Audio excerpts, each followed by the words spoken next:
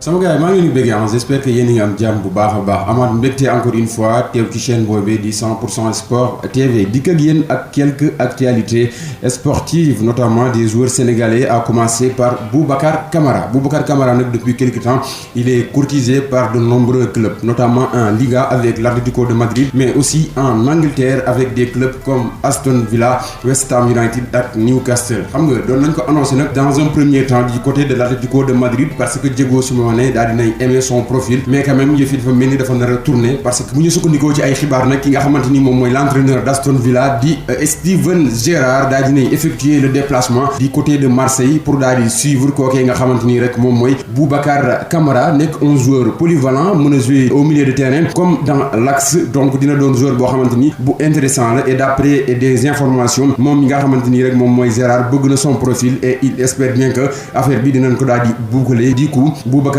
Kamara daal di rejoindre li nga xamante ni rek moom mooy l'équipe des Villains d'Aston Villa mais quand même rien n'est encore fait ba tey mën na dem Liga jouer à l'Atlético de Madrid wala aussi y a des clubs yoo xamante ni nga Premier League ba tey teg ko bët yu ci mel ni Newcastle ak West Ham United donc affaire à suivre donc c'est ça Boubacar Kamara fu mu ci dem je pense que dina baax parce qu'il est encore jeune et il a le temps encore d'apprendre et apprendre encore donc fu mu dem dina baax quoi am na beneen Sénégalais aussi boo xamante ni moom muy Pape Alioune Ndiaye dafa daal di blessé ci dimanche bi ñu génn donc xibaar yi ñu jot rek moom mooy boo motivé rek saison bi daal dina jeex maanaam dootul jouer li des ci li nga xamante ni rek moom mooy saison bi loolee nag doon coup dur pour son équipe Laris Salonique bi nga xamante ni vraiment moom doon na fa def ay jaloor yu baax a baax 31 mars daal dinay dugal 4 bi moom Pape Alioune Ndiaye daal di joxe 3 passes décisives donc un coup dur ñu ngi koy ñaanal yàlla defal ko mu wér ak jàmm moom Pape Alioune Ndiaye. Mercato du côté du FC Barcelone Xavi qui fait des annonces yoo xamante ni ay annonces yu am importance la rawatina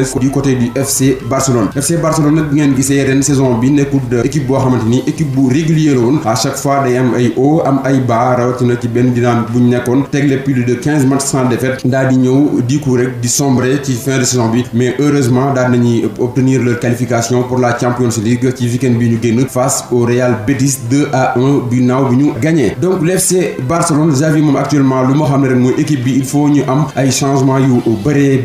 moom nee na priorité bi mu bëgg rek moom mooy actuellement poste bu nekk mu am fa double parce que am na ay postes yoo xamante ni amul ay double donc du coup il faut ñu daal di recruter ngir renforcer ko son objectif principal nag moom mooy daal di renforcer équipe bi ba pare daal di prolonger le contrat de Ousmane Dembélé bi nga xamante ni ci juin bi lay daal di jeexal actuellement am na ay joueurs yoo xamante ni ñu ngi ñëw libre yu ci mel ni Andreas Christensen ak ki nga xamante ni mooy Franck Kessié et l'Ivoirien mais quand même le Barça doit se renforcer surtout dans l'axe parce que axe bi moom da ngay ree ba tas axe bi moom melul nen donc il faut ñu jënd ay joueurs de renommée mondiale pourquoi pas le Barça dem jënd un Kalidou Koulibaly boo xamante ni c'est un défenseur top mondial boo xamante ni actuellement bu ñëwoon dina mën a defaraat bu baax a baax li nga xamante ni moom mooy le défense du Barça même au milieu de terrain aussi nee nañ dinañ ci daal di renforcer mais quand même il faudra aussi ñu xool parce que am na ay rumeurs yi jóg rek ni Frenkie de Jong boo moytuwul dina daal di jógee Barça mais Xavi il a préféré ne pas répondre à cette question on ne sait pas s'il restera ou il sera vendu en tout cas on en saura davantage concernant la question d'Erling Haaland selon Xavi rien n'est encore fait d'après la question bu ñu ko posé par rapport ndax di jógoon nañ ay rumeurs ne demoon na Allemagne ngir seex ak moom ak waxtaan indiwu ci ay tontu en tout cas jàpp nañu daal Haaland dina nekk joueur boo xamante ni joueur bu cher lay daal di doon te équipe bi actuellement nekk na ci ay jafe-jafe économique donc li gën a probable rek mooy Robert Lewandowski il y a aussi Neves bu nekk fële ci Wolverhampton nekk un milieu de terrain technique boo xamante ni vraiment joueur boobu bu ko Barça amoon dina doon lu baax en tout cas le Barça doit se renforcer bu fekkee dafa bëgg prétendre gagner li nga xamante ni moom mooy Liga bii di daal di ñëw wante aussi def une performance bu baax ci Champions League bi looloo nekkoon quelques xibaar sama gars yi bu leen fàtte di abonné wu ci chaîne bi dinañ dikkaat ak yeneen vidéo jaa ngeen jëf